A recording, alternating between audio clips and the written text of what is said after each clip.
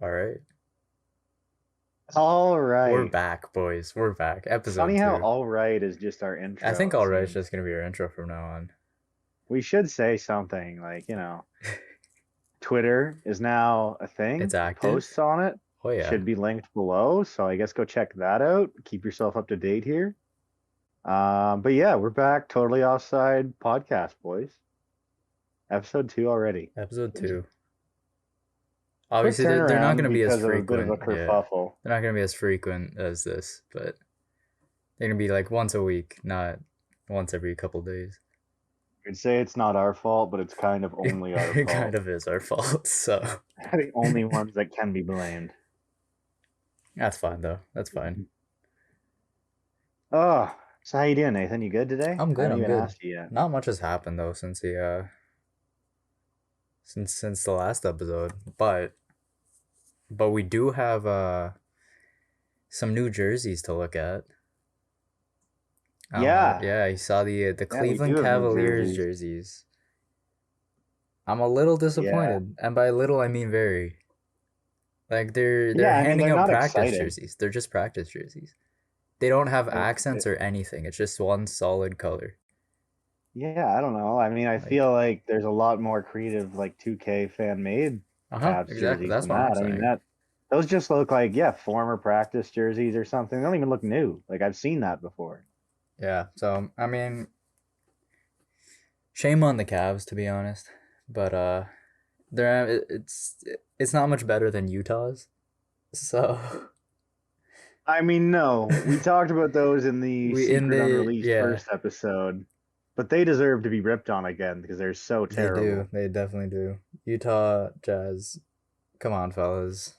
They literally look like high school jerseys. They At look least at terrible. least Cavaliers jerseys They look look kind professional. of yeah, they look like NBA practice jerseys, whereas Utah's look like high school jerseys.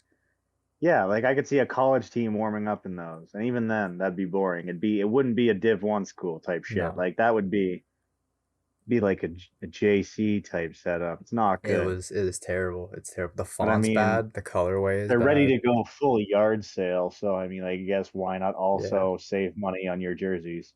I mean the colorway isn't bad on its own. It's a bad colorway for Utah. It's not a Yeah. Utah colorway. It's like a Pittsburgh colorway. Yeah, But I could Pittsburgh see like doesn't an have expansion a team basketball team. somewhere going with this colorway. Like even if like the Because it's Seattle cool. expansion team went with like neon Yeah. yellow and black, like cool, I rock with that. But like Yeah, that would work. but like Yeah, not a Utah? fan. Utah? I don't know. I mean, even if you don't like know what jerseys they normally have or they have had, if you look at these on their own, as somebody be like, "Oh, those don't look professional Yeah, at no, they all." don't look like NBA jerseys. It's like stretched out too. It's terrible. Bad. Oh yeah, it's all bad.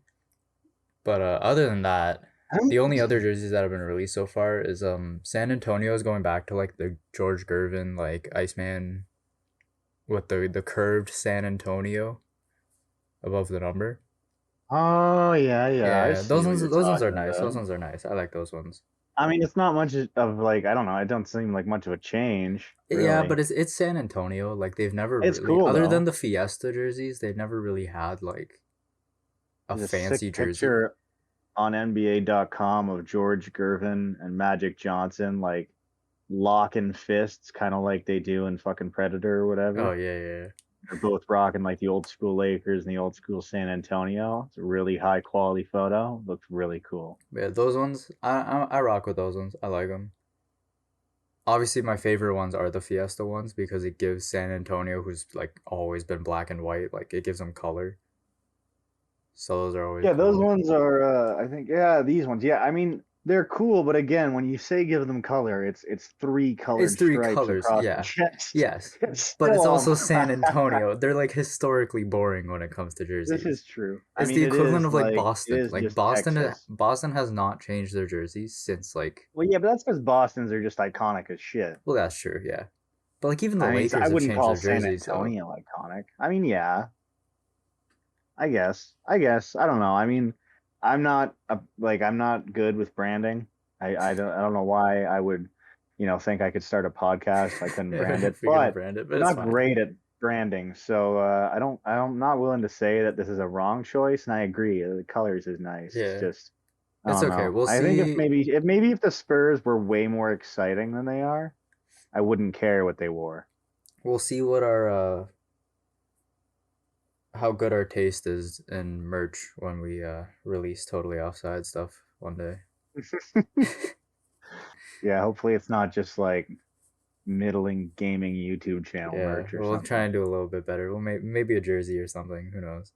I don't know. We're in game design. We should Yeah, we could be come up with creative, something. right? We could We'll come be up with creative. something. And speaking of branding, Washington with their cherry blossom stuff. I know this is a baseball thing too.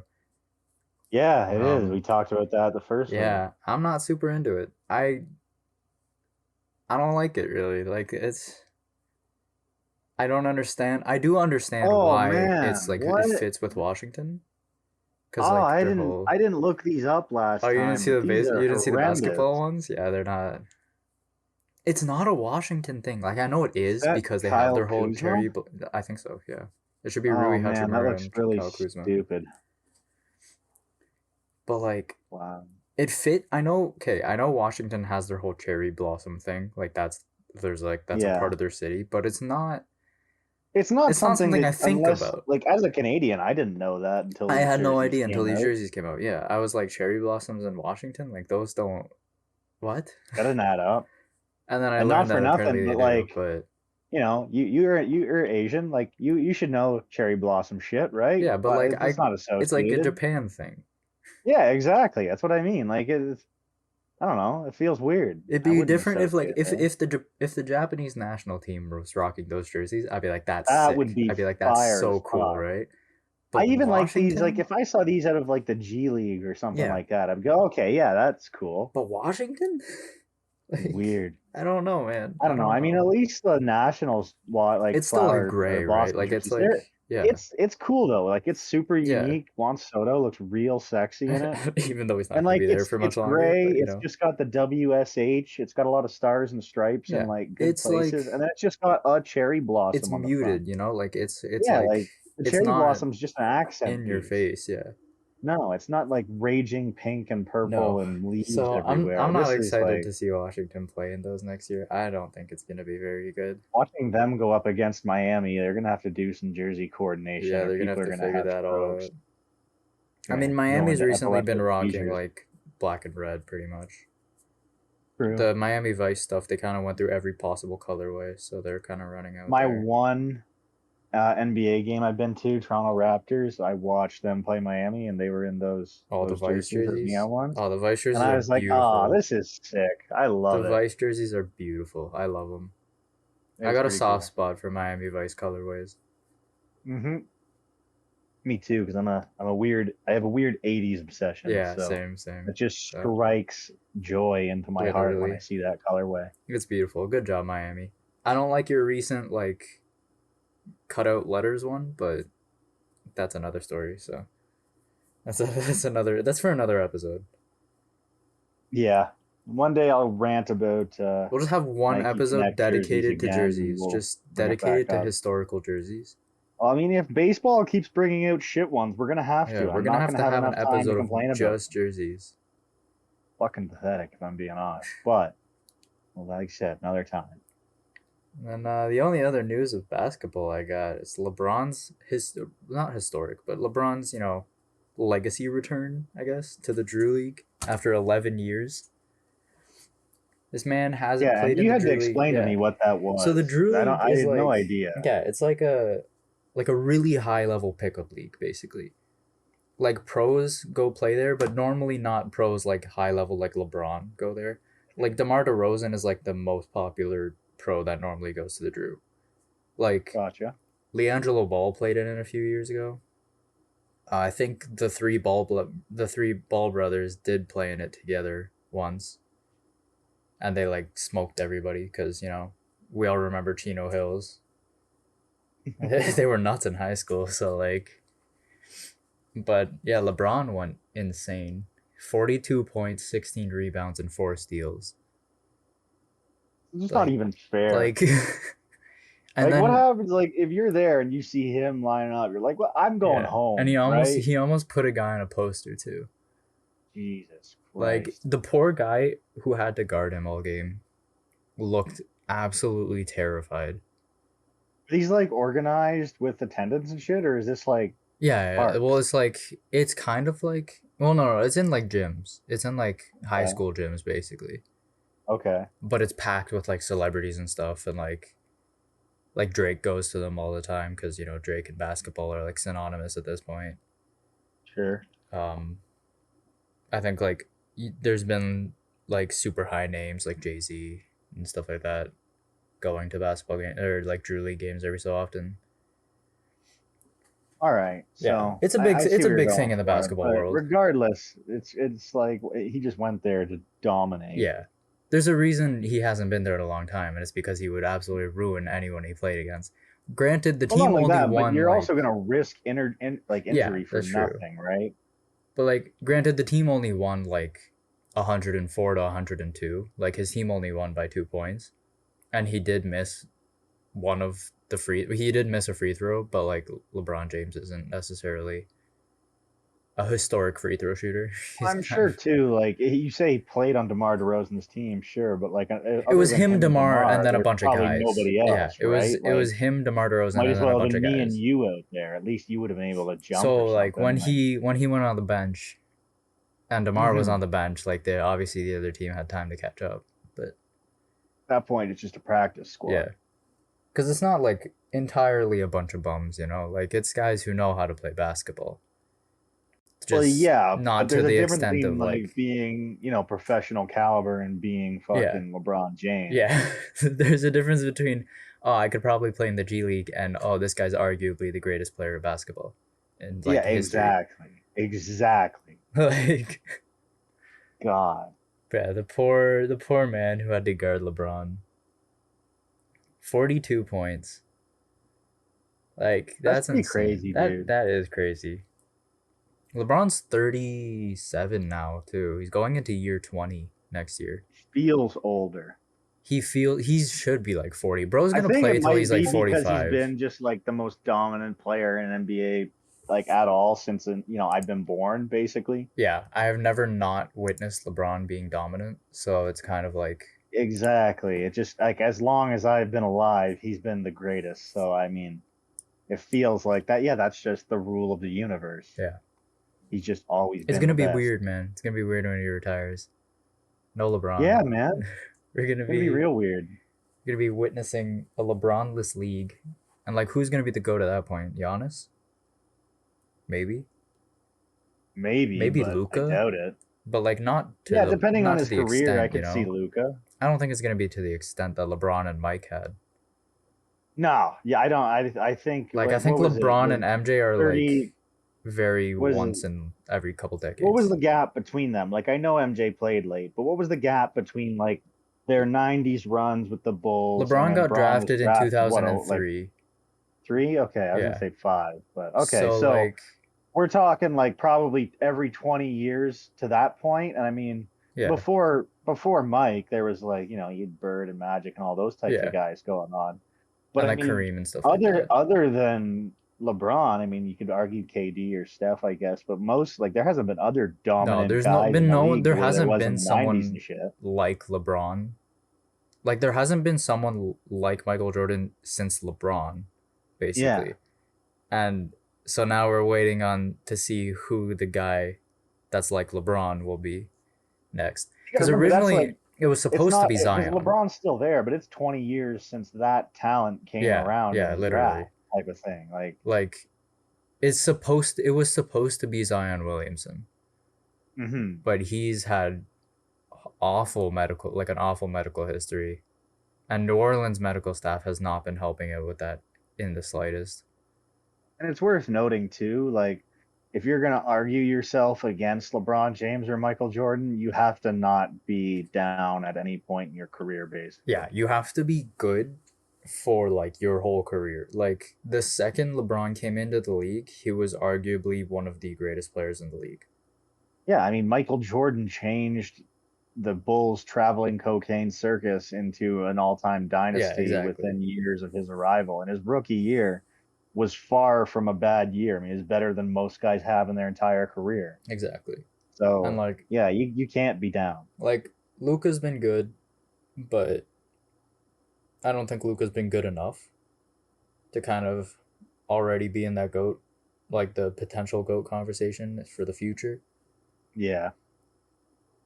And like I don't know, I feel like Giannis's game isn't well rounded enough to be there. No, I Like agree. I I think don't think Giannis can he's be in like the the argument greatest of all for time kind of I player. think he can be in the argument for most dominant, kind of like the Yeah. Shaq conversation. Yeah. But I don't think he can be in the GOAT conversation. Like you look at guys like Michael Jordan or LeBron James, they can They could do do everything, everything yeah. better than everybody else. They Like can literally they are the perfect basketball players. exactly. If you put them into a genetic machine and you wanted to create the perfect basketball player, it'd just be that. Yeah. It would just be I want Steph Curry shooting on LeBron and Michael Jordan. And Exactly. you're fine. You're set. And then I want them to play also 2.5 decades. Yeah, I want him to Like have the longevity of like a consistently cyborg, like crazy. absolutely nuts.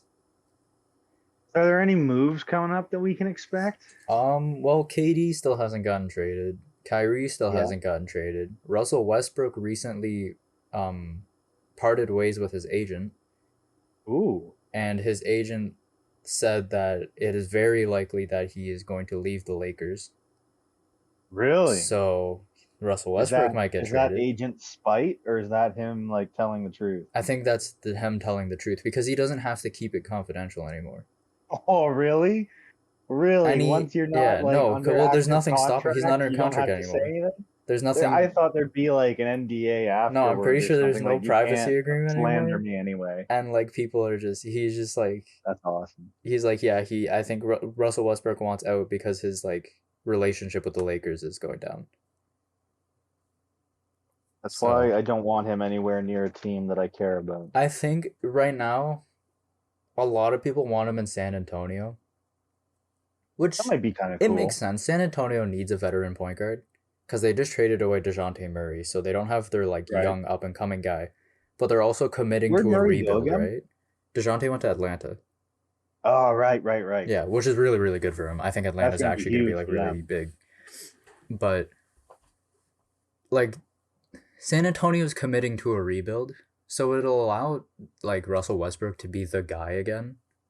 Yeah, and those kinds of guys need that. Yeah, and like Russell Westbrook has always been the guy until he went to the Lakers. Like obviously KD Yeah, was, the guy for a while, but Russ sure. kind of like pushed KD out, said, "This is my team now." Yeah, he got it. Yeah. So I mean, if Russell Westbrook wants to continue doing his like triple double thing, like go ahead, go nuts, man. And I think San Antonio is a great spot to do that.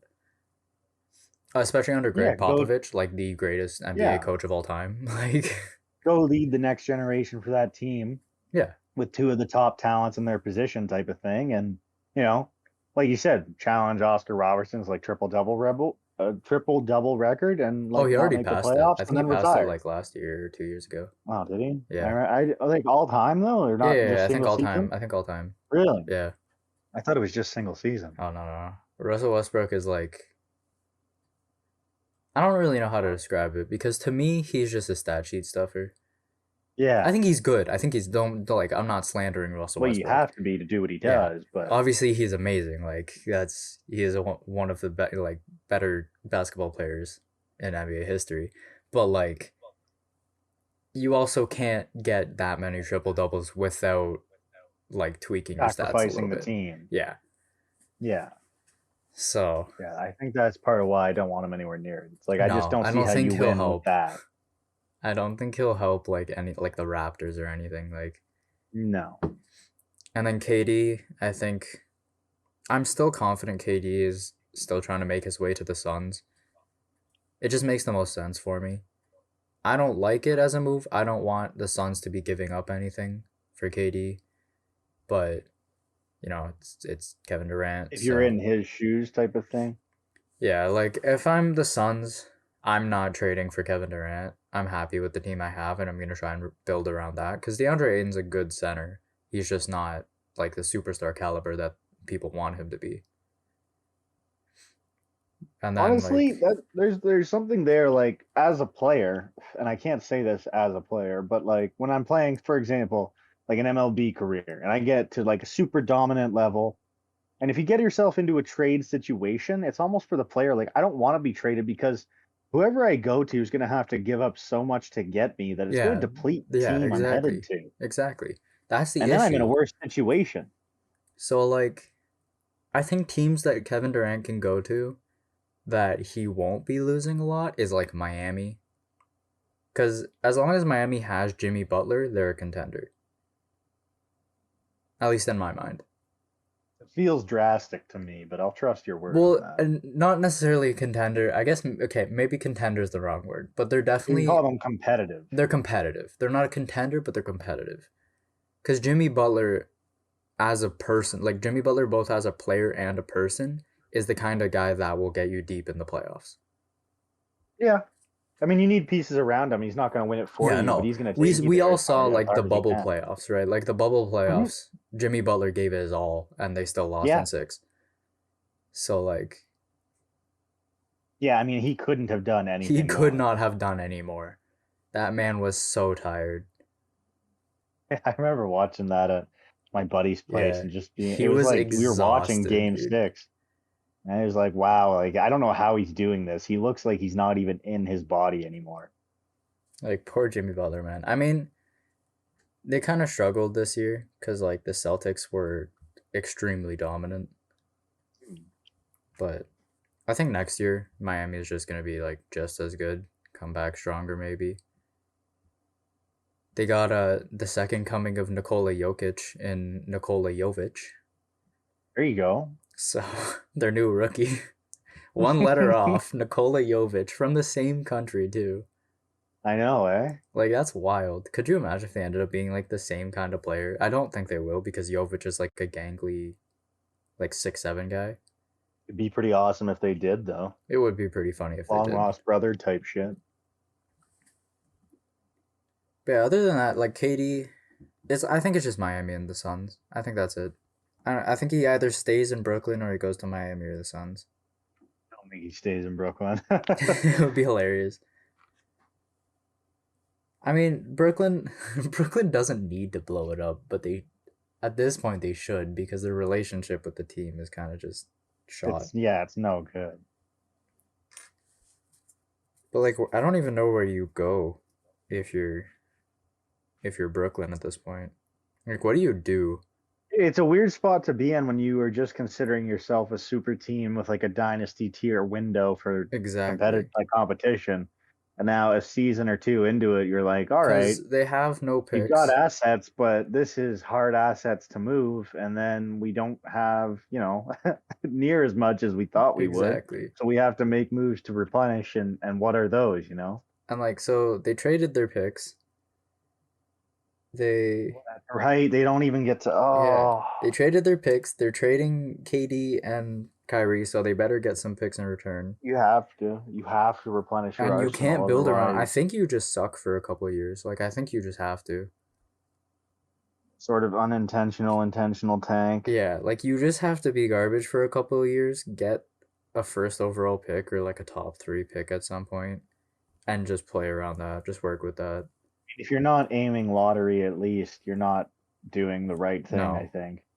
I mean, So dredge the East for as long as you can until you get, another two or three guys, start building around them. Because even the guys they have now, they're young enough where by the time they replenish talent or if they move them for talent or picks or whatever they do, like there's still value in what's left of the roster. yeah, exactly. Like Nick Claxton's us. Yeah, Nick Claxton gives me like current Dwight Howard vibes. Like he's a good defender and he's a good rebounder, Hmm. but he's not going to do much else. Like if he was in your starting rotation while you were looking for draft picks, I mean, it He would be wouldn't great be as a defensive bad. prospect. He'd be great as like a defensive anchor kind of, Yeah, and you get like a high level scorer, and then you're good. sure. You're set. But you Yeah, and at also, that point, you're still watchable. You're not going yeah. to ruin And your if you're fan base. I growing, mean, I feel like if you're growing talent through the draft, your chemistry is way better. Your team chemistry is going to work out way absolutely, better. by far. Because those guys will be together since day one. Exactly. They'll get to actually grow together. Their games will form around each other. I mean, Exactly. So, like, and not for nothing, you'll be able to afford them for a good long time. yeah. So, Brooklyn, I know you're not listening to this, but you should listen to us. Be surprised if there was anybody in Brooklyn listening to this at Oh any yeah, I point. think we hit 6 subscribers since last No episode. fucking way, Yeah, we're really? popping off. I thought I was our only one. We hit 6 subscribers. We had 14 views on episode 1. I think that's like, yeah, I Oh, think that's let's deserving of go. a celebration. I'm just saying. Give myself some freaking golf snaps or something. That's great. Might go drink some lemonade after as a celebratory lemonade. God, Utah has corrupted you further than you were. You're just so Look, man, straight laced. I don't have access to alcohol, so I You're can't. drinking beer as we record this, and you're like, I might have I some might have some lemonade to lemonade. celebrate. Like, man, I don't have some God alcohol damn. readily available, so we're settling for juice. I have multiple 40s of rye left over from other people from the weekend. You just Maybe gotta come move in, Nathan. Come maybe move in. maybe I'll get a slice of pie. You know, that I'll turn sounds. you into an alcoholic before next school year. I Don't can't, you bro. I worry. can't, bro. Got like 5 weeks to do it. We could turn you onto the sauce, no problem. I don't think I can, man. I don't think I'm gonna have the alcohol tolerance to do that. You can maybe actually put some weight on your skinny ass. Yeah, I I don't would know. think I would be able to, but apparently it's impossible. Float you up. I've been trying, man. Maybe then more your other lung wouldn't collapse if Yeah, that was the case. hopefully. Oh, sorry to get personal. Oh, it's okay. Oh, All are you all right, right? yeah, Are you I think talking that's all the about some best. I think I'm, baseball? yeah, I think I'm all talked out of basketball. So Okay, well, we're gonna get to talk about drafts and prospects in baseball. So as far as baseball goes, that's kind of your bread and butter, at least, yeah, right? big draft You're guy. I always a mean, I've prospect never guy. really like realized that the MLB draft was happening because you know it goes like super under the radar. Yeah, I know, eh? But I heard about the first and second overall pick, where like their Yeah, dads they kind of played. flip-flopped the way that I didn't think they would. I was really thinking the Orioles would take Drew Jones, but I will get there. We've All got a right. few things to go in between. I wanted to lead into that with a couple other small things. I did find, I was going through some like on this day in sports history stuff, and I Okay. found some pretty neat stuff. A lot of it baseball because it is baseball season, but there's a few things in there that are kind of funny. So, in 1921, today, July 18th, Babe Ruth hit his 139th career home run. And listen to this, all right? He became the all-time home run leader in Major League Baseball, and he took the title from a guy named Roger Connor, who I have never heard of. It makes me laugh that 139 was enough to break the record at That's the true. time. Yeah, But 139. That's like what is like that's nothing. that's If that was your career home runs for like a 10-year that'd be career laughable. currently, it'd be like, oh, he could have been better. Yeah. But this is the craziest part. His home run, and now this is 1921, so I don't know exactly how they measure this because StatCast has only been around since 2015. It's listed as going 575 feet. Jesus. How the hell does that happen? What? How, what? Jesus. I know guys hit big home runs, but But like that's that's a crazy. If a bomb. guy hit one 500 feet, we'd all be going, "Holy shit!" Like But this I is think like Jesus nearly Sanchez hit 600. one 487 this season, and fucking baseball Instagram exploded. This So is like nearly 600. 575 feet. Yeah. That's out of almost two baseball stadiums. Like I don't know if that's right or wrong. Like If did it that's a hit some typo. like some poor guy was probably farming just outside the field and got Oh, that domed. murdered somebody. That came down like a fucking meteor and took out somebody's It's house. probably like a small baseball sized divot in someone's Would backyard have burned somewhere. up re-entering the atmosphere. But if that's true, there's no argument that Babe's the best player ever. Because if you can hit That's a crazy. 575-foot home run, you're the best. Yeah, Nobody's no, gonna do like better than that. yeah, like Yeah. who's gonna hit a ball further than that? So then 1927, same day, Ty Cobb, 4,000th MLB career hit. That's pretty exciting. Nice. 51. I took this one because Nathan, I sent you my document. I don't know if you looked at it. I looked at There's it a a little picture bit. of a man named Jersey Joe Walcott in Yes. 1951. At 37, he became the oldest person to win a heavyweight boxing championship. And he looks like the kind of guy who at 37 becomes the oldest to win a He heavyweight does. He boxing does look the championship. kind of guy that would do That that. face has taken some abuse. All That right. face is also given a lot of it though. Oh God, yeah, that's what I mean. Like, look up Jersey Joe Walcott. You'll go, oh yeah, he doesn't feel anything in his face anymore. And it made me think of the Family Guy cutaway with Floyd Weatherton when Lois is in like the female boxing scene. Yeah. I don't know if you've seen it, Nathan, I don't think I but the have, joke but I'll is check it like out he's after. 26 and his face, he's got his jaw is like all the way 2 feet out from his face. His nose is broken in probably 6 places. His forehead's all caved in. And he just talks in mumbling sentences that don't make any sense. They're making fun of boxers Yeah. who become announcers and they're just ruined.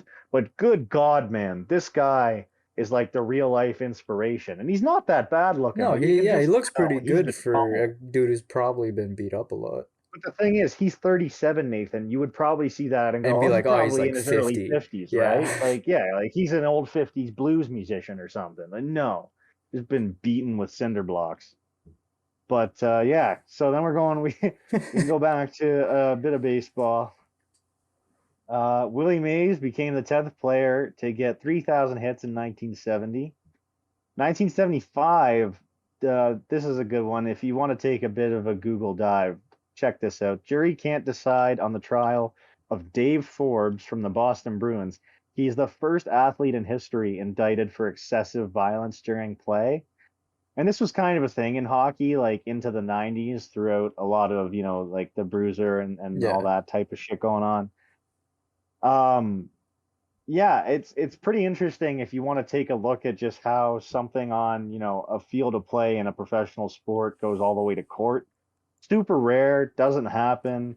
And not for nothing, hockey was very violent for quite a while. There was just guys Yeah. skating around on weapons, Just wielding hurting people. weapons, shooting weapons at each other with very inadequate protective equipment. So yeah, definitely good for a Google. 1987, fucking Donnie Baseball himself, New York Yankees, Don Mattingly ties the record of home runs in consecutive games with 8, which I think, what's his face? He wasn't a bum, but he was a guy playing for the Blue Jays a couple of years ago. Kendrys Morales. I think he actually tied that record or hit home runs in 7 Oh consecutive no way. games. But it's pretty rare. There's only like a handful of guys who have done it in the history Like to above be like 6 that home runs or consistent. something. And I don't know if anybody's ever gotten more than 8. I might be wrong, but I think a couple guys got 8. So yeah, that's a big deal. Donnie Baseball is awesome. And then in 1999, Yankees again, David Cohn becomes the 15th pitcher in MLB history to throw a perfect game. They won 6-0 versus the Expos. I feel like it's And a lot David, more like common now. perfect games. Like a perfect game feels more common now. Like I feel Well, a like I've perfect seen a game lot of isn't a perfect no games. hitter, right? A perfect Oh, game true, is true, nobody yeah, yeah. reached base. True, true, true, true, true.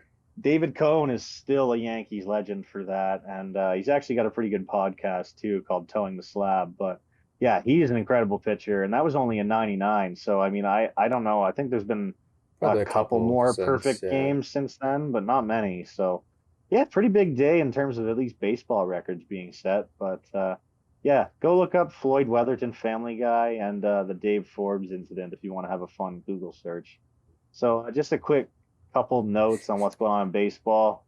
One Juan Soto Soto. rejected a 440 million 15-year deal from the Nationals after he was offered, I think it was like a 375 for Yeah. 13 that he turned down.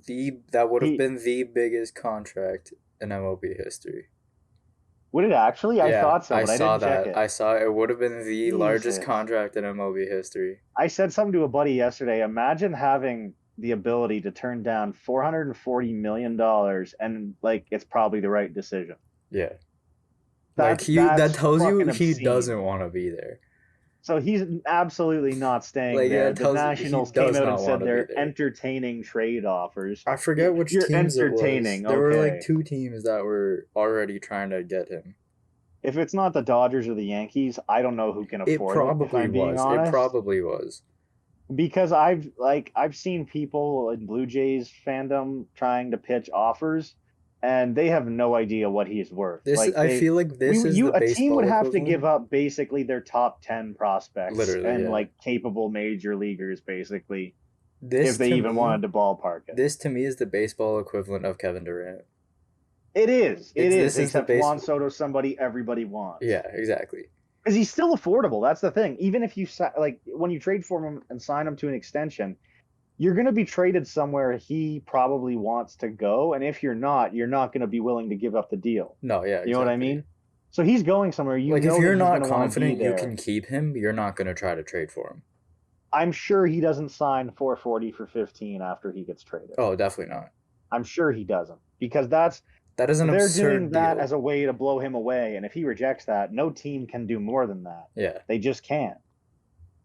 That is a So, disgustingly high deal. That is like your whole oh, roster on one deal. it's fucking obscene. And like, sure, he's not having the best season this year. He's still an all-star just because he's Juan Soto. I mean, like he's still like tied for lead league in walks right now. So he's doing his Juan Soto shit. He's got 20 home runs. There's that. He's only hitting 250, but he has been getting incredibly hot this year. Yeah. So, rough first half of the season. There's also nobody there to protect him except, Nelson Cruz and I guess Josh Bell.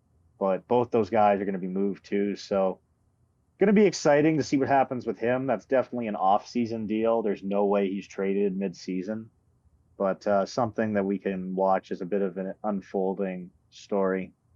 And then I just feel bad for Chris Sale at this point. Yeah, I He must saw have that done one. something terrible to piss off the baseball gods. If you haven't seen it yet, go take a look on YouTube. He came back last week and he had a great start. It was his season debut. He hasn't pitched basically at all last year, this year, and he didn't pitch at all in 2020. He stayed out of the shortened season. I think in the last 3 seasons, he made something like 15 like appearances in games. And yeah, so second game of the season, early in the game too, 106-mile-per-hour comebacker, like directly off the pinky of his throwing hand. And he immediately walked off the field. He didn't even wait for the play to end. He was walking off the mound and he just showed his hand to the coaching staff and walked into the dugout down into the tunnel. That's so There, you rough, can man. see it in the video. You can see a picture. It doesn't look okay. It's not all right. He's far calmer than I would be. Let's put it that I way. would be freaking out if I was him. If I looked I down and would have. saw somebody else's finger look like that, I'd probably pass out. That I shit would be is not distancing myself nice. from them for sure. Like in as far as terrible as a finger injury can be, that's pretty bad. It's pretty. Yeah, it's not a light finger injury. Something that makes me feel sicker to look at is looking at his contract because looking at his previous 3 years and his next 3 years, he's done nothing for you other than been a burden. And Yeah, going forward, it's only looking like a burden because next year, the year after, he's making 27.5 million, and the following year he's making 20 million. You've still got like over 70 million tied up in this guy. and you can't offload him. Like Well, who you can't because he's if he's on the yeah, IL, you can't trade him, and yeah. even if he's not, teams are And going if to he's go, well, not, what he's a am I glass. trading Yeah, he's a for? glass sculpture. Like no one's gonna want that. Oh God, he is made out of fucking popsicle sticks. It's not even fair, and I feel bad because he is our like Jacob DeGrom, sure, but Chris Sale is probably the best pitcher in baseball. And he just hasn't been And able he to do just can't anything play. since like 2017, 2018. That's so rough. So I feel really terrible for him. Not so bad for the Red Sox because I'm a Blue Jays fan, Yeah, they're but the Red Sox. yeah, They'll deal with it. It's fine. hopefully I mean, it is his throwing hand, but hopefully it doesn't end this season. Hopefully he can come back. And if they're in the playoffs, he's going to be Chris Sale. He's going to go off in the playoffs. So there's that. But since it's the All-Star break, the Home Run Derby, 8 p.m. tonight, everybody hope that Pete Alonso doesn't go for 3 straight. I want to see maybe Julio Rodriguez win it because he is one of my chosen award winners. And now it's only the All-Star break. A little bit ridiculous to go for the awards now, but I thought we might as well. So I'm just going to go for Cy Young, MVP, and Rookie of the Year for both leagues. I'm pushing hard for Cy Young. McClanahan, I don't want the Rays to be good, but he is a legitimate freak on the mound. Alek Manoah, I hope wins it, but he's had some shaky starts and his ERA has jumped, and McClanahan's just hasn't. He's just like 7 innings, 1 or 2 runs, 6 or more strikeouts every time out, and he's a freak. And he looks so good doing it. Alcantara for the, or I guess it's Alcantara. I can't roll my R's like you're supposed to, so I feel bad. Just But replace it with the T. It's fine. yeah, exactly. It's like Alcantara, but he for the Miami Marlins in the NL, he's going to win it. I don't care. I mean, Walker Bueller's injured now, and he's basically done for the season. He is done for the So season. there's So no one contesting him in my basically. mind, he was the only one contesting him. I mean, there's a couple guys on the Braves that you could argue for, but I think the Braves are, especially after last season, it's just like you have to expect an up and a down with that team, and that's not how you win a Cy Young. Not to say they couldn't still win the World Series because I have them making it, but anyway, that's different conversation. So yeah, McClanahan, Alcantara, Cy Young, AL. I love Otani, but Judge, if he continues what he's doing, will be the single season home run king in my mind. Don't care what you say about Barry Bonds. So I don't know how you don't give that guy the MVP unless Otani hits more than him and then also pitches. I guess at that point it's just kind of Yeah, at that redundant. point, Like, yeah, well, like how do you he argue still that? also pitches. It's like, oh fuck, okay, all right. So Judge probably, hopefully, and then I hope he signs just a massive crippling deal for the Yankees. Maybe we can win for the next few seasons or something. I don't know. Goldschmidt in the NL. He's hitting 330 right now with like 20 something home runs, I think. He's older. I think he's like, I don't know, Goldie's probably like 32 now or something. He is just a freak. When he went to St. Louis, I was so excited, and he just hasn't stopped doing what he's doing. It he puts up legitimate video game numbers. You shouldn't be able to play baseball that well. If it's anybody other than him, I'm surprised. And then rookie of the year, the two big ones, these are guys that if you had them right now, they would instantly be an upgrade over almost any of your other outfield options. I don't care who your team is. Julio Rodriguez for the Mariners in the AL, who is competing in the home run derby tonight and who I do hope wins because he is basically the next coming of Ken Griffey Jr. Mariners fans will tell you through their first 85 career games, like same home runs, average, RBI, stolen bases, basically every offensive category. And he plays with so much swag and energy. Even when they were playing Toronto and he slid short of third base and then tried to swim into it, and Matt Chapman just waited for him with the baseball to tag him. Like even when he's messing up, he's just fun. He's the kind of guy baseball needs. And then kind of the NL's version of him, actually, Michael Harris II in Atlanta. He's also being a freak, but like as good as Julio is defensively, Michael Harris is better. He is catching everything. He's a fucking vacuum cleaner in center field, and he's hitting the ball really well. So those are my awards for the MLB so far. I don't care if you want to debate them, Nathan, because you can't. But I don't really yeah, have. I don't know. I'm not too well versed in the young guns of the MLB, so. All these guys are all stars.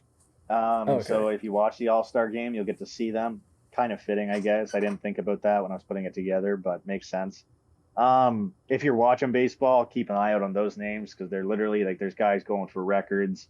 There's young guys who are, literally changing the direction of their teams right now. So keep an eye out for those names. But oh, here we are. This is it. I didn't go into any pre-draft stuff because, like I said, I'm just not capable. But I got rained out today, and I actually watched the draft last night, most of it anyway. I didn't watch the second round because it was late. I did have to get up, but watched all of the first round, and I'm not gonna lie, there was some surprises. I mean, there was a lot of guys here who throughout the college season, as I've been trying to get ready for the podcast over the last year, I've been getting into, and a couple guys I've followed, a couple guys from previous drafts I remember the names from and stuff like that. So I'm not totally sold out here, but there were a few surprises. The first one for me, we can start right at the first pick. We're not going to go through every pick of the first round. I think there's roughly 20 or so.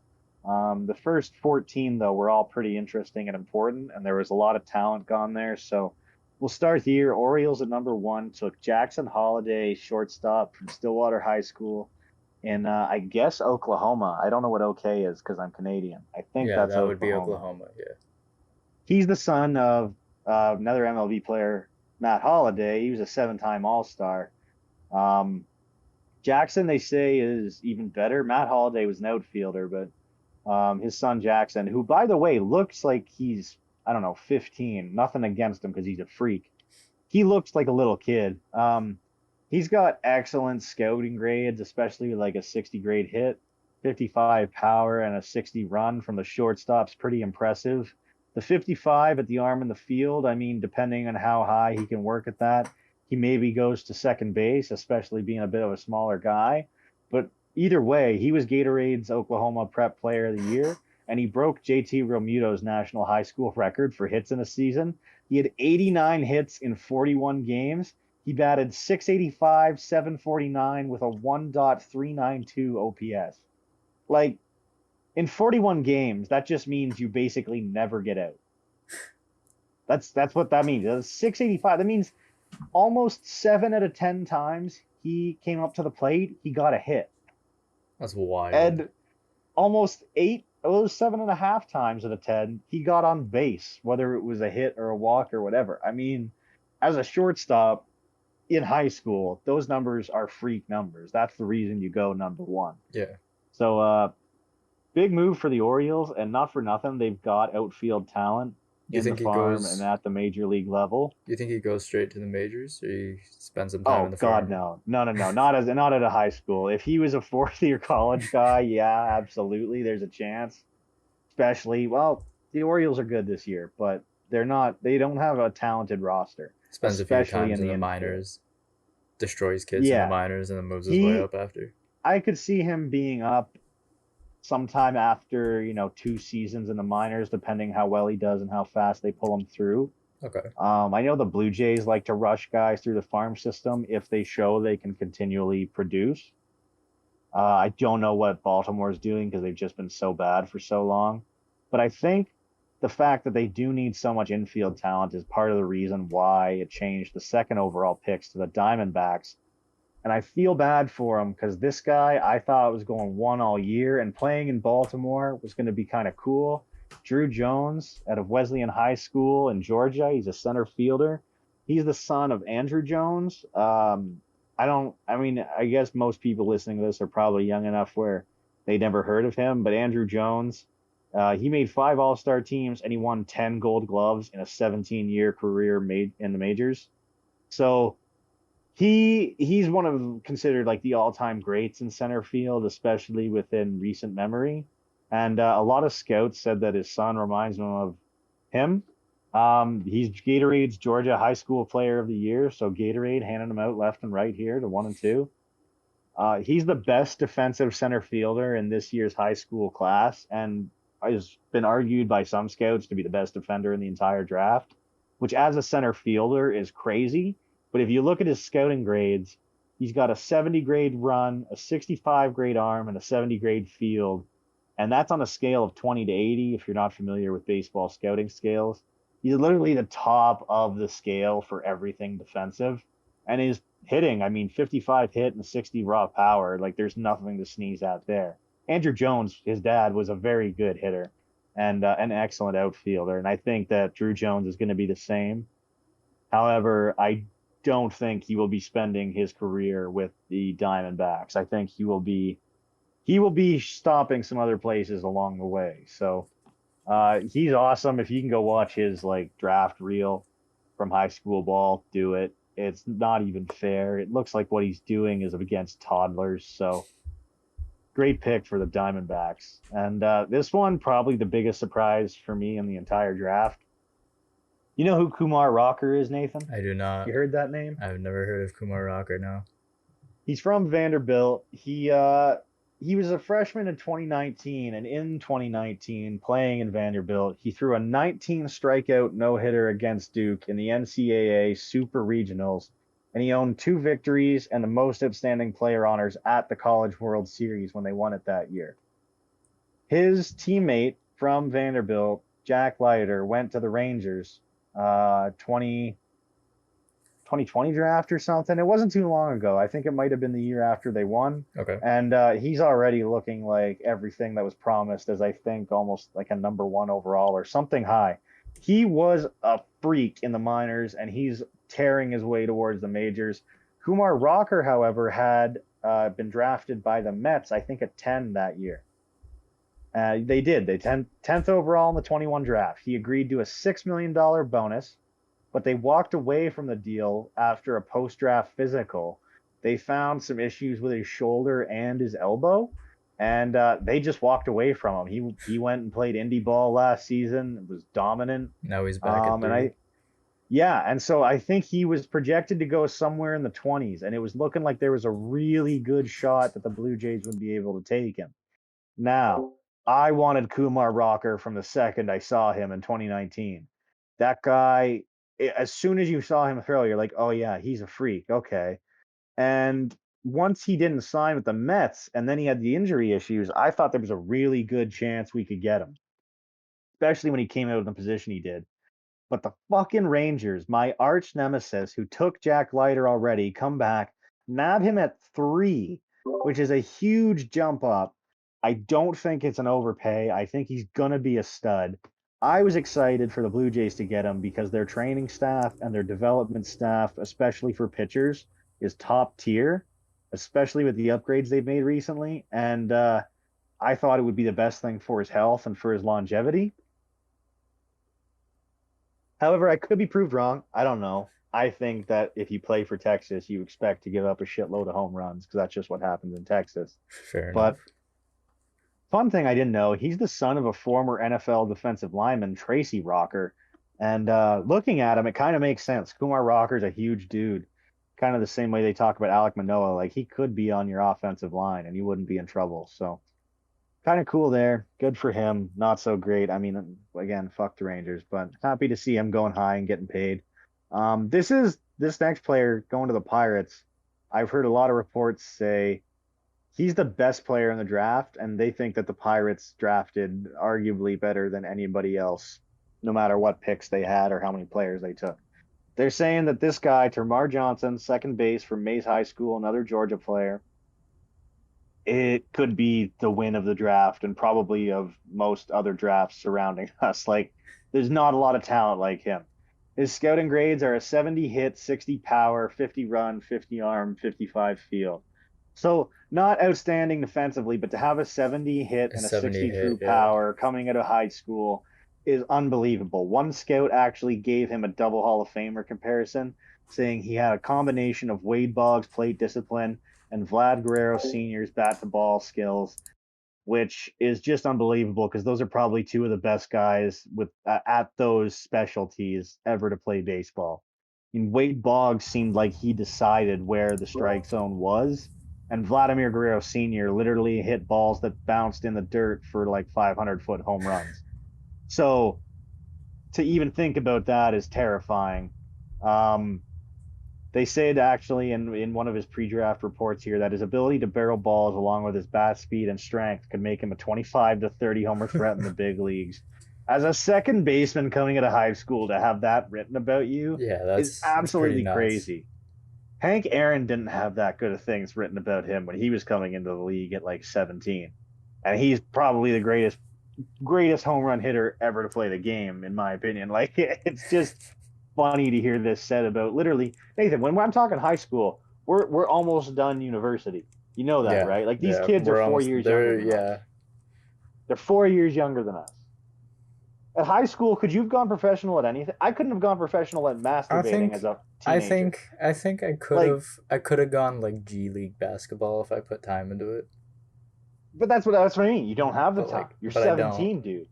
But I don't. I wasted. Yeah, I lost that opportunity. I could have gone into professional beard growing if there was a novice like youth league. True. Yeah. You know what I mean? Yeah. But that's about it. Like, I can't believe that you could write something that good about a guy that young. So we're gonna hear a lot of that actually. Pretty much all the way to 12. It's like, holy shit, yeah, talent. I can't believe it. A lot of talent this year's draft. Really good to cover it. Super excited. We got a great one. Nice to hear. Number 5, Nationals. I almost skipped over this one. but I only took it because they took Elijah Green, an outfielder from IMG Academy. Um, he's the son of a former NFL Pro Bowl tight end Eric Green. I didn't take too many notes about him. I only mentioned him because we know Juan Soto's out the door. That's true. So I Yeah. appreciate that the Nationals are already not wasting time They're and already going, we thinking need to about it. replace talent. Now he's got a 50 grade hit, 60 grade power, a 70 grade run, a 60 grade arm, and a 60 grade field. So that guy is an outfielder. I think he probably leans more corner outfielder in some drafts, but I mean, I mean, he's got legs with on that him. rating, put him in the center field, he can Yeah. patrol anything.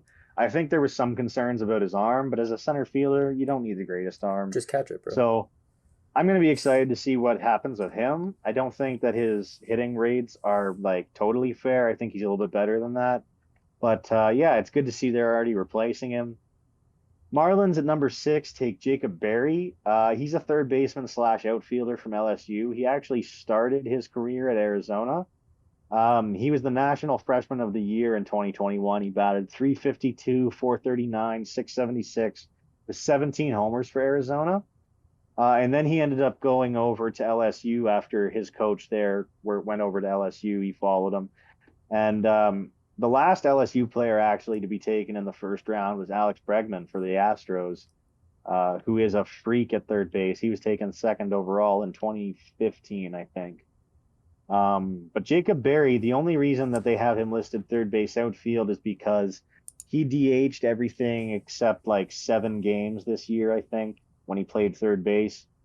They don't think that he's got the arm or the glove to hang out at the hot corner. I mean, if you look at his scout grades, he's only got a 40 run, which isn't much range, a 50 arm, and a 40 field. So I'd be surprised if he wasn't a second baseman by the time he got to the majors, maybe even a first baseman.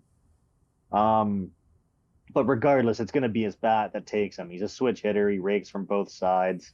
I mean, he's going to just absolutely mash when he gets to the majors. I'm sure of that. He's got a 60 grade hit and a 65 grade power. So wherever that's coming from on the diamond, that's huge. He's going to be a middle of the lineup kind of guy. This one you're going to love, Nathan. The Cubs at 7 take a guy, Kade Horton. He's a right-handed pitcher from Oklahoma. He took a huge jump on the boards. He was way down on MLB's expected order I pipeline love type to of see a setup. riser. He's one of the top two-way prospects and two sport talents in the 2020 high school class. He was a right-handed shortstop. He's also the quarterback for their team. He's a pitcher as well, obviously. So he's got So an arm, and it's an accurate arm too. he's got an arm. He's got his scouting grades out. He's got a 60 grade fastball, a 50 grade curveball, a 65 grade slider, a 45 grade changeup, 50 control, which is on the bright side of average. So they have him as a 50. I think he's a little bit higher. I don't think he's going to really get to be much of a two-way by the time he gets to the majors for the Cubs. Do you think he'll I be only say that more pitcher or because more he fielder? was drafted as a pitcher and they focused on his pitching. Okay. I think being a quarterback lends itself to that. True. But as a Yeah. shortstop, you know he has the arm. So Mhm. it really does depend on his hitting. And from what I saw, he was a good hitter. I don't know how well it translates once he gets into the minors, only because I think there was some questions about, how he hit velocity and how he handled breaking stuff. I could be wrong. I'm not willing to put myself out there and say this is exactly what happened because it was last night. I was pretty ruined. I was getting up for work in the morning. So I think I remember him being that. But the problem is there was so many two-way players drafted high in this draft True. that Yeah. I'm getting them confused now. So good looking pitcher, not sure about the bat. Going to the Cubs, at least there's something exciting to think about when you're thinking about the Cubs now. The Twins are continuing to just add as much shortstop talent as they can. They take Brooks Lee at 8 from Cal Poly. He's got a really good bat. He doesn't really have any weaknesses. He missed pretty much all of the 2020 shortened season with a knee and a hamstring injury. He had to have surgery on them, but he came back in 21 and he earned Big West Player of the Year, hitting 342, 384, 626. He's very physical. He's a really big dude, and a lot of scouts are saying it means that he's very likely to move off of shortstop at the next level. Third will probably be where he goes, and it'll take the advantage of his above average arm and his presence at the hot corner. But more importantly than that, I think he's the son of a coach, and a good coach at that. He thinks like one on the field, and they say he plays like a veteran already. That's And what you he's like to hear out definitely of a going to young be gun. able to use his tools as a pro. He went to Cal Poly, and he was drafted, I think, a couple of years ago or last year in the 35th round, but they knew he was going to Cal Poly because that's where his dad Yeah. coached.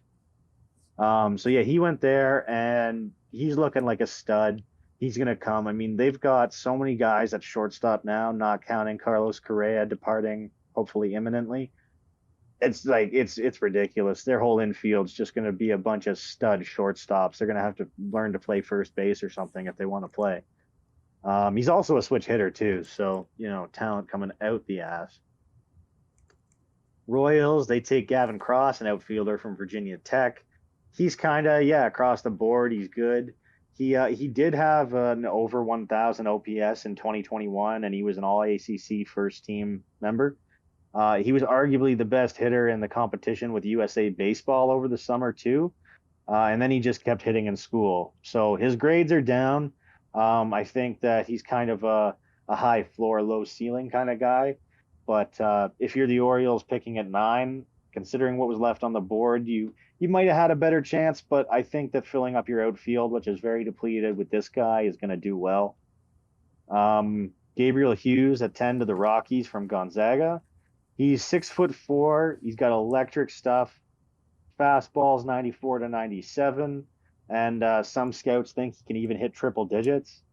His slider is 89 90, and it's a total wipeout pitch. And he's got a pretty good changeup that's coming along too. Um, you can never expect a pitcher going to the Rockies of anything because playing in Colorado it works for some guys it doesn't. I think you have to learn how to use it, but this guy has Yeah. all the tools to be lethal. And then from 11 to 14 were some of the best picks, in my opinion. Kevin Perraud at 11 to the Mets as a catcher from Georgia Tech. He's probably the best high school catcher in the 2020 draft, and he could have gone in the second or the third round if he hadn't been so set on attending Georgia Tech. But it's a good thing he did because he went there and he set the school record, I think, in his first season with 26 homers. His defense drew some mixed reviews. I think he's a better defender than they give him credit for, but they're projecting him to be a 280 to 300 hitter with 20 to 25 homers per season, who from the catching position, that just doesn't happen anymore. And he's actually like seeing him go up on the stage and stuff. He was there in person and he had a lot of emotion and he had a lot of good things to say. He gave a great interview. Because that's the other thing. None of these guys have gone through interview practice the way that even minor leaguers have. You know what Oh, I mean? true. Yeah. Sometimes it's so boring to hear a major leaguer give an interview. Like I love Bo Bichette. I would never listen to him give an interview because he won't even look at them. He looks at the ground. He's got the same lines every time. He doesn't even answer your question. He just fits some words in to kind of make you go on to the next one. And it's like, yeah, okay, you're a guy who lets your play speak for you. I get it, but I want to hear something, you know? Yeah. I This want to hear guy about gave a you, great, man. yeah, he gave a great interview. You get where he's coming from. He seems like a really nice guy. He's really trying, really going to pay off. His dad seemed like he was really into it with them. They were both worked up together. It was a really cool moment for them. I was mad. It was the Mets. The Mets are like the NL form of the Rangers for me. I hate them. But he's going to be a big deal one day. And I mean, they already have, I think, like a top 5 MLB prospect, other catcher in like Francisco Alvarez, who's already dominating the minor leagues. So it's going to get interesting there in a few seasons. Jace Jung went to the Tigers at 12. Jace Young, not Jung. His brother Josh Young went to again the Rangers 2 seasons ago, I think, as a third baseman. And Jace is looking. They're very comparable. I mean, actually, what's funny is Texas Tech replaced Josh with Jace after Josh was selected in 2019. And he shifted to second base in 21, and he ended up winning the Big 12 Conference Player of the Year. Actually, Josh, his brother, did 2 years earlier as well. So a lot of talent in the family. His fielding is really not graded out well. That's why they moved him to second. I wouldn't be surprised to see him at first someday in the future. Maybe a right fielder, depending on how he works out. But his bat is going to always work in the majors. He's expected to be like a routine 330 homers kind of guy every year. He's going to absolutely mash. Great pick at 12 for the Tigers. I was really surprised he wasn't going earlier. Um, I really thought that the Royals were going to take him over Gavin Cross, to be honest. But regardless, moving on to the Angels at 13, and we don't have many more left. Don't worry. Yeah, I was about to say The we're Angels running took. out of time.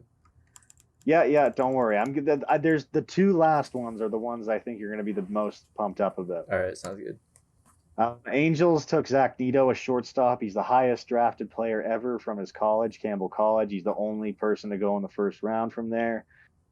He was pretty much a lock to be their first rounder in history. He barely played in 2020, and then he won the Big South Conference Player of the Year honors the next 2 years in a row. He batted 403, 500, and 751 in 3 seasons. And he proved himself in the Cape Cod League playing with wood bats and tougher competition last summer, too.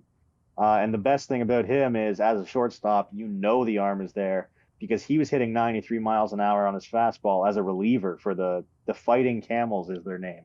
It's an The awesome team fighting mascot. camels. He also started games at every infield position last season. So this guy defensively, no problem whatsoever. And he's a very good bat as well. So this could solve a lot of problems if he is what he's supposed to be for the Angels in the coming seasons.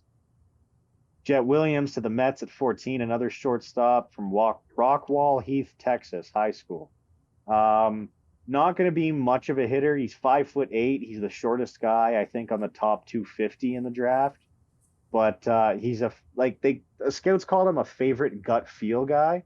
One of them called him the best hitter on the summer showcase circuit, so that's pretty impressive. Yeah, His grades are especially for down. 5'8".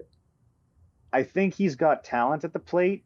He's gonna walk. He's gonna hit some doubles. He's gonna have a lot of speed on the base paths. He's gonna make a difference, but I don't think he's ever gonna be a true stud middle of the lineup guy. But he's gonna be a great defender, great shortstop. If he makes it all the way up with the Mets, which he seems like the kind of guy who could be traded, especially coming from high school with some questionable ratings, he could be pretty fun at the major league level for the Mets, especially. Phillies took former Carl Crawford player. That was a weird sentence. Former player Carl Crawford, who was a star, Justin Crawford, one of his sons from Bishop Gorman High School, Nevada. He is coming from Las Vegas, like I said. It's actually the alma mater of Joey Gallo and another Yankees first round pick, Austin Wells, who I believe is a catcher. So some big power bats coming out of there. But Crawford's thing is his defense. He's got a 70 grade run, 60 grade field. He showed off a lot of his tools in the showcase circuit last summer. They weren't disappointed with anything they saw. And coming from real, true blue chip blood, this guy is going to go a long way. So is his brother. Going to 18 with the Reds, they took Cam Collier. He's a third baseman from Chipola College. He's the son of a former big leaguer, Lou Collier, who I had actually never heard of. He began the summer as one of the most intriguing prospects for the 23 draft, but he actually decided to reclassify for the 2022 draft, get his GED, and then went to Chipola Junior College for the spring season. And he showed off some impressive offensive skills. He had a really strong scout day in the fall. And since then, he's basically just been climbing the draft boards ever since. Every scout that really mattered to anybody has started paying attention to him because he just continued to prove himself. So going for a young bat, this was probably one of the best options in the draft, and the Reds went and got something really exciting again for a bad team that needs something to get excited for. So my last three picks, all teams that kind of matter, at least when I watch baseball. At 20, the Braves took Owen Murphy. He's a right-handed pitcher and an infielder from Riverside Brookfield High School in Illinois. He's a legitimate two-way prospect. You're going to get a fucking crack out of this, Nathan. He led all pitchers with 10 strikeouts and 4 scoreless innings, went 4 for 9 with a home run at the PDP last July. It's a specialty development league. All right. Then he pulled double duty on the US 18 and under national team in September. Then he won Gatorade's 2022 Illinois State Player of the Year after he posted a .12 ERA. That's wild. with 137 strikeouts in 58 and a third innings. Not only that, he batted .548 with 18 homers. That's insane. 137 strikeouts in 58 and a third A innings. .12 ERA. That is more than 2 strikeouts an inning. On average, he was retiring the side every time with strikeouts. This man was not allowing anyone to score. And then coming up and hitting .548 with 18 homers as well. That's nuts. The kind of guy who could literally win you not only games, but whole series on his own. Is he one of those guys that just has a lot of upside, basically? Yeah. Like, he has a lot of potential, kind of? I think, like, every time there's a two-way guy, they seem to be saying, you draft him as a pitcher type of thing, which I don't get, but whatever. Yeah. So that's how they grade them on MLB.com, and that's usually what their report is about. Okay. But they couldn't help but admit, like, this guy is literally the best of the best at either of these positions. It's crazy that he felt and he's an infielder, too. He's not just like a third baseman or a second baseman. He plays the infield. So he's got a crazy high heater. It sits low 90s now, but it's going to be a plus pitch just because it's got crazy movement on it. It's weird shape. He's got a mid-80s slider with a lot of depth, and he can also turn it into a tight cutter. Then he has a slider that lands more consistently than his mid-70s curveball that he has, and he's beginning to develop a mid-80s changeup that features firm but some fade. So not only does he, strike everybody out that comes to the plate, hit every ball that's thrown at the plate, he's got pitches. Like 7 pitches. He's got a deep bag. So the fact that this guy went at 20 blows my mind. Yeah, that's what I'm saying. The Braves might be your new favorite team, Nathan. How does this man fall? I don't even know how to explain him. If I'm seeing this report, I'm grabbing him like top 10. That's what I mean, dude. Like, I don't know if there's something there I missed or if it's just not a lot of, track record or something, but I don't care what it is. As the Braves taking a guy like that, you can't help but feel like you won. Yeah. Whether he pans out or not, that's too intriguing not to take. Yeah. The last two here, Blue Jays. I included this one mostly because when I saw this guy get drafted, it meant the world to him. This guy was crying with his dad. They were hugging. He had his sister, I think, there, and his mom. She was dancing and everything. Like, this was a lot of fun for this guy. From American Heritage High School, Brandon Barrera, left-handed pitcher. I love it. To the Toronto Blue Jays. There weren't a lot of high school pitchers in this class who were more projectable, and there aren't many who have really any better stuff than Barrera. His fastball's low 90s. He's touched 96. I heard after the draft, it was actually going 98, 99 at times from the left side, which is ridiculous. That's pretty nuts. He's got a low 80 slider that misses all kinds of bats. He's changeup, which is pretty good. I guess he has a really, really good arm speed. And so the fact that he gets his changeup in there, it doesn't necessarily have to be a great pitch. He's got such a heater and such arm movement that the changeup looks so deceptive. So, young guy coming from high school. I'm really excited to see him get to the majors. I hope the Jays keep him. They haven't kept their first-round picks since Alek Manoah in 2019. The other ones have been traded. Hopefully they'll keep him. This guy's handsome too, man. This guy's real handsome. I'm not going to lie. If this man wants to, like, if he's happy to be in Toronto, like, we'll take whatever we can get. Oh, and just as a lefty, like, forget trying to sign like Yusei Kikuchis of the world to replace, your Steven Matz and Robbie Ray that you've grown so fond of. Just draft vicious them. lefties that throw 100. You know what I mean? That'll do it. That'll cut it. And then last but not least, this is what you've been waiting for. Forget Owen Murphy. Well, don't forget him because he's probably better, but you're going to love this too. The Yankees at 25 draft a guy named Spencer Jones. He's from Vanderbilt too, which is probably my favorite baseball school. Everybody coming out of there is fucking fantastic. He's an outfielder. His grades are down, but he's a California high school product. He was one of the best two-way prospects in the 2019 draft, but he needed surgery to repair a fracture in his pitching elbow. He slid to the Angels at the 31st round because of his strong commitment to Vanderbilt, but he required Tommy John surgery in 2020, and he tried to pitch again in summer ball, and it just didn't work. So he missed part of last season when he was completing his rehab, and he didn't become an everyday position player until the spring. But then he just didn't stop hitting, and he hit himself way into the top 2 rounds. I think he was projected somewhere in the 40s. He has the potential to hit for a lot of average, a lot of power. He's got a huge swing and miss game, strikes out a lot, especially against the breaking stuff. But he has crazy bat speed. He's strong as shit. And this will sound familiar. He's a 6'7" outfielder who fits well in right field, playing Big for the boy. Yankees. He's a lefty. So what they've been saying is left-handed Aaron Judge. Now, I don't think that's entirely accurate. Aaron Judge is a freak athlete. He is not going to do what Aaron Judge does, at least in terms of athleticism. Yeah. But like Judge, he's going to take a while to come up in the minors. But once he does, if he can work on his swing and miss, if they can get him in there and get him working to make more contact, put the ball in play, build some muscle up on him, he's going to come up and be basically, if they keep Aaron Judge, they're going to have potentially 2 of them in the outfield, I think. So, we could have the next coming of Judge and Ohtani in this draft. That's probably way overstepping my bounds, but I like to dream, and I know you do too, Nathan. Oh, of course I do. I like projects. I'm big on projects. So, Well, I mean, that's the good thing about baseball is there's all kinds of stops for you to make. I mean, Judge didn't come up until I think he was like 26 or 27 or something, right? Am I way off?